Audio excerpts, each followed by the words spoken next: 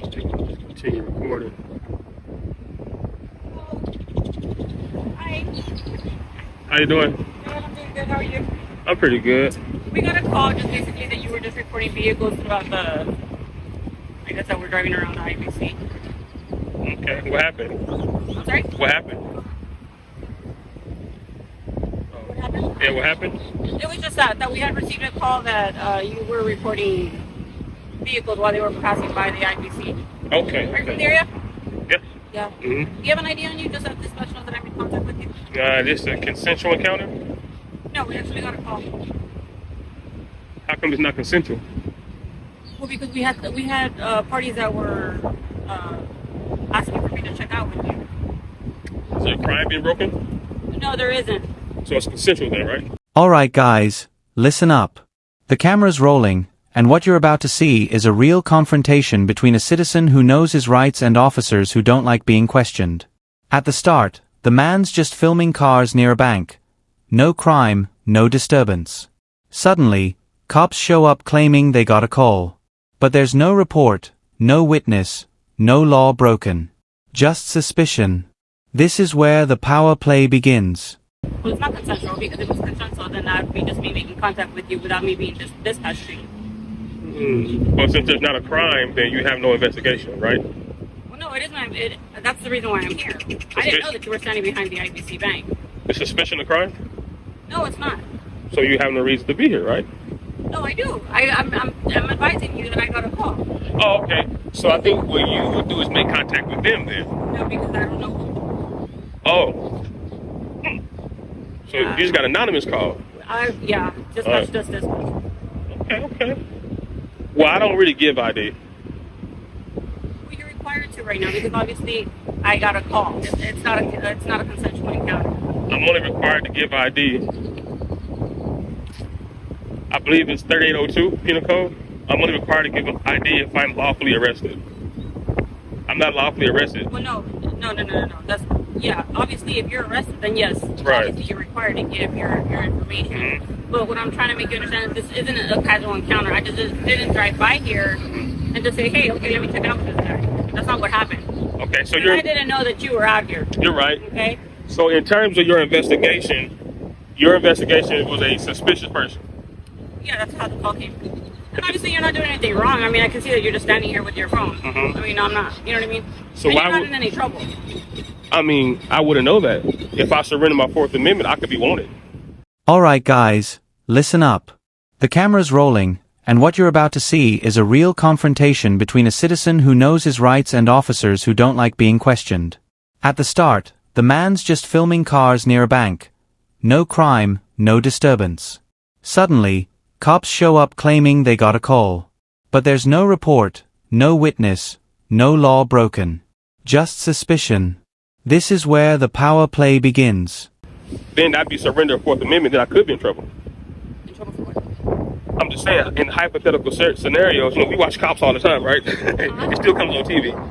When someone surrenders their Fourth Amendment, such as their ID, you guys run that through NCIS, and then you go, or ASIS, you're right, and you run their system, their information is look for warrants. So now they surrendered their Fourth Amendment, then they're subject to arrest. Okay, so do you understand the reason why I'm here? Yeah, I totally understand that, but that would be like in a whole different circumstance, right? This isn't a traffic stop or anything like that, and Right. it's not a casual encounter. I mean, you can just provide me information. We did get a call that you were out here recording vehicles. Again, you're not committing any crime. The only thing is that I got dispatched here. Okay. No rings. You're not married? No, sir. Why not? No need to be. No need to be? Oh, wow. Woo. If you don't mind, I'll be out of your hair. It's kind of hot out here, and you can continue. Hey, it's a good shade. Look at this shade tree. Yeah, unfortunately, I cannot assist you with your investigation. That's not my job. I'm not going to do that. So even identifying me will be assisting you with your investigation. Well, the thing is that I don't know you personally. You're not supposed to. I'm a private citizen. Yeah, of course. So Right. what I'm saying is I got dispatched here. Well, you got to know. So it's not a consensual encounter, right? You do have to identify, is what I'm saying. Now here's where things get tense. The officer says it's not a consensual encounter. But when no crime is committed, the law says it is. The man challenges her directly. Is there a crime being broken? She admits no. So why is she still there? Because control. When citizens know their rights, officers often twist definitions to justify their presence. The man stands firm. He's not surrendering his Fourth Amendment. That's how you do it. I don't have to identify. Because it isn't How long you been an officer? A few years. Few years. You know, I got a question. This is hypothetical speaking. This is not, I'm not insinuating nothing. This is a hypothetical conversation.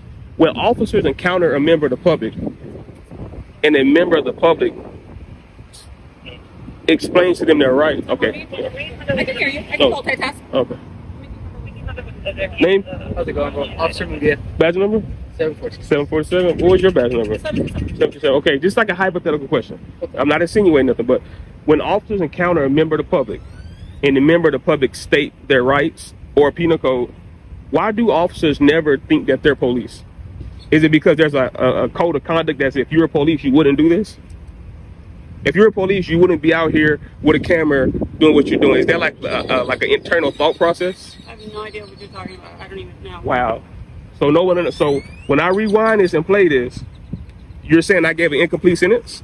That's not what I'm saying, sir. Well, then why don't you know what I'm talking about? So right now we're obviously you're going off topic, right? I'm supposed to, because you have no reason to be here. I do. I just explained that to you. We got a phone call, Mm-hmm. right? Mm-hmm. It's just somebody concerned. That's all it is, right? And now you're here. And now I'm here. So it's not a consensual encounter, like I mentioned. I just didn't drive by here and decide to talk to you. Here comes the classic move. Let me see your ID. The officer claims he's required to show it because they got a call. Wrong. Under Texas Penal Code 3802, ID is only required if you're lawfully detained or arrested. He drops knowledge. I'm not lawfully arrested. She stumbles. They try to reframe it as an investigation, but there's no reasonable suspicion.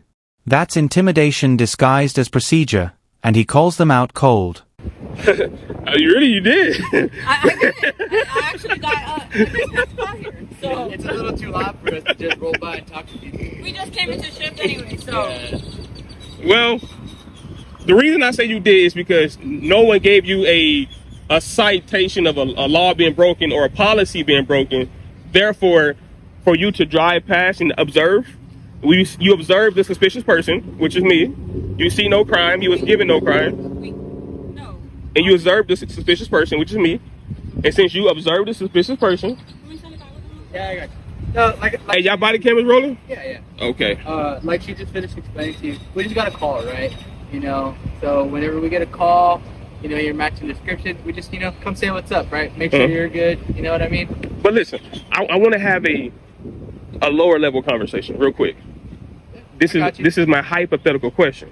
Why is it that when officers are called to the scene, even if it's not a crime, like what I'm doing right now, why is it that when you engage with a member of the public, when the member of the public state their rights, and if I state penal code, if I state case law, why is it that police officers never think, is he a police officer? It's almost like you guys just be like, he's not a lawyer, he's not a police officer, whatever he's saying. As backup arrives, confusion spreads fast. One officer says he doesn't need ID. The other says he does. That's how you know they're guessing, not enforcing. He starts questioning them, calm, direct, aggressive in logic. If I surrender my rights, you'll run me through NCIC, and if there's a warrant, I'm done. They deny it. But everyone watching knows that's how it works. He's not provoking, he's exposing. Why is it that type of like posture? Yeah. No, I mean, we listen to people, right? It's a part of our job, you know, every single day. When people are right, people are right. I tell them, okay, you're right. You know what I mean? Okay, now watch this. Is this a consensual encounter? No, it's not. Okay. Just because it's a call for service. Right, because it's a call for service. Yeah. But when it's a call for service, you guys are here to enforce the law. Not necessarily. Then what else do you enforce? So like reasonable suspicion, right? What's reasonable? Reasonable? That's articulable reason This is what a suspicion. reasonable person would believe.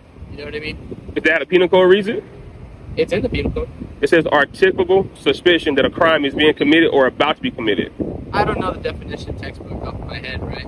But reasonable suspicion, probable cause, they're all different levels. Right. But like I said, call for service, usually just reasonable suspicion. You know what I mean? It's not a probable cause, right? Like, it's not Right. a probable cause. So that's what probably cost me the ID. But that's not what she's saying. We're still here because she's saying I have to ID. Oh, that's her call, right? No. Officer in charge here. She's officer in charge, Yeah. but you still have a duty to correct any erroneous mistakes. Yeah. So right, so I don't see any mistakes going on here. Right? you just said I don't have to ID. I just told you she said I have to. Now you say you don't see a mistake. Well, that's her call. Maybe she sees something that I don't. I don't know what to call you. Yeah. How you doing? You're gonna be good if we leave. Yeah. Look, like I mentioned before, you're not committing a crime, right? And Right. you're obviously aware of that, right? Right. You obviously got concerned citizens. You're reporting, right? But no, So- you're nice. But my thing is this: when a member of the public engages with law enforcement, we should be able to give our understanding also in such a way to you guys shouldn't be in a hurry to leave. This part's pure gold. The man challenges their understanding of the law. He asks why officers never think someone quoting penal codes might be law enforcement or educated in government. They freeze. He's not yelling, he's controlling the frame. The officers try to shift back to concerned citizen excuses, but by now, their authority's collapsing. Every word they say contradicts the last. He's forcing them to admit there's no crime, just a call. Because if there was a real investigation, if I was breaking the law, you guys would take your time to detail a police report, what they call them, witnesses. You guys would take your time to get a full report. Sometimes our hands are limited, right? Like I mentioned earlier, it was just a concerned citizen, so we don't have any information to go based on. Right. I know that, but I'm saying, like, since you don't have that, We don't, and so the call came out. Guy matching your description. You're obviously holding a camera, you're Right. recording, so that's all we have. That's all we have to work on right now. So that's why I'm making contact with you right now. But for future reference, I just want you to know that is not enough to ID someone. Okay. And I think you know that. I think you probably got to update it. No, It just I think it makes it easier, right? And like I mentioned, you're not in any trouble, like you had mentioned. I'm trying to make contact with you. At the end of the day, I'm doing my job. No, you are. But see, Right. part of your job is to enforce accurate law. If you're misinterpreting the law, now you're violating someone's rights unknowingly. You can do it knowingly or unknowingly. Like this gentleman, when you went to the car, he said, I did not have to ID. That's counterproductive to what you said. So then when I told the gentleman, well, tell her that, then he said, well, it's not my stop. See, now we have a difference of understanding here. We got two law officers saying two different things. That is a problem. You should be on the same page. And then he said he doesn't know the exact penal code verbiage, articulable suspicion. That's another bad thing because you have to know that. They switch to new language, reasonable suspicion. But again, they can't define it. The man knows the text, articulable facts that a crime is being or about to be committed. None of that applies. He calls them on it, word for word. One officer admits he doesn't even know the full definition. That's a dangerous moment, an officer enforcing laws he doesn't fully understand. The man doesn't let up. He keeps pressure on.